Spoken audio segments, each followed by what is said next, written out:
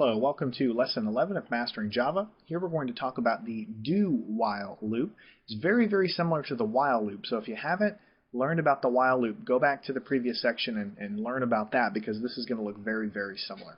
So if you remember, the way we did the while loop is we said, for instance, let's create a loop variable integer I, and let's set I is equal to 1, and then let's set a while, actually lowercase, while I, let's go inside of here, I is less than or equal to 15.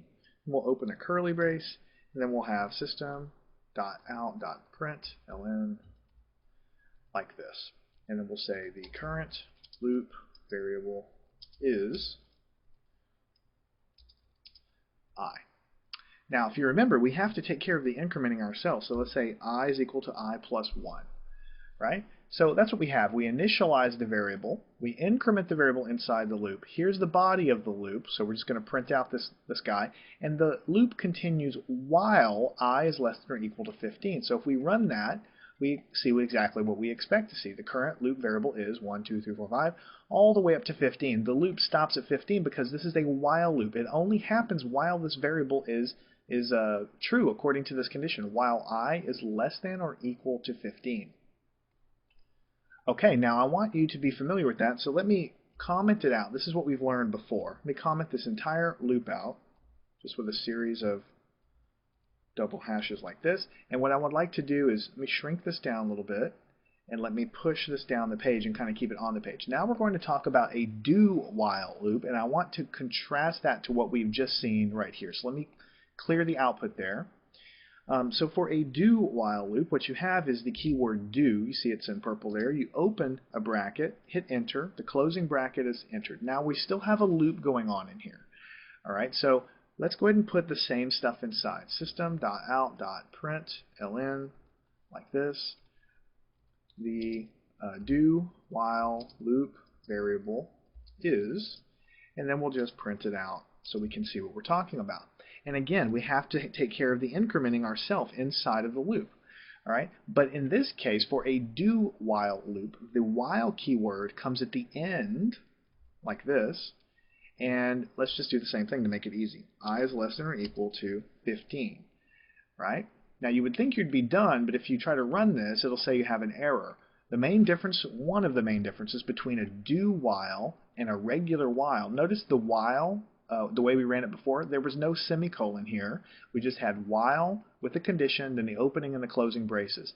When you have a do-while, you need to put a semicolon after the while statement. That's what it was complaining about. And you can kind of see that red underline there.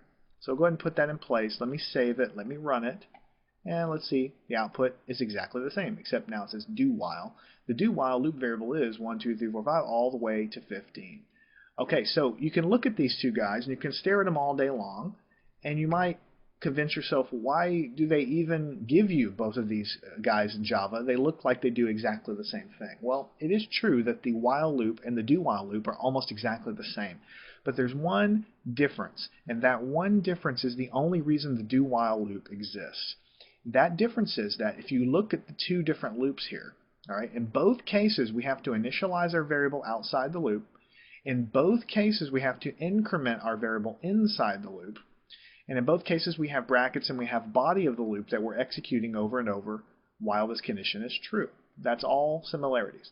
The main difference is that for the do-while loop, the way it works is program execution comes down and there's no condition up here. So it does the first part of the loop first, and then it tests for the first condition.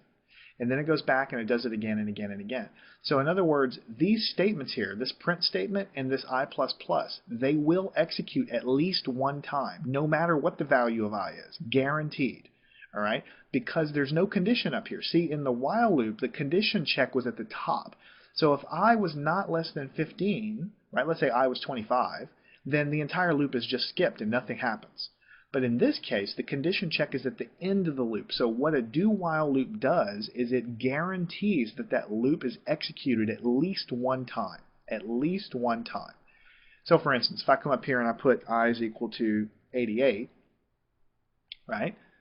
For this loop, we know that it would not execute because for the while loop, I is not less than or equal to 15, so we know that this would not execute.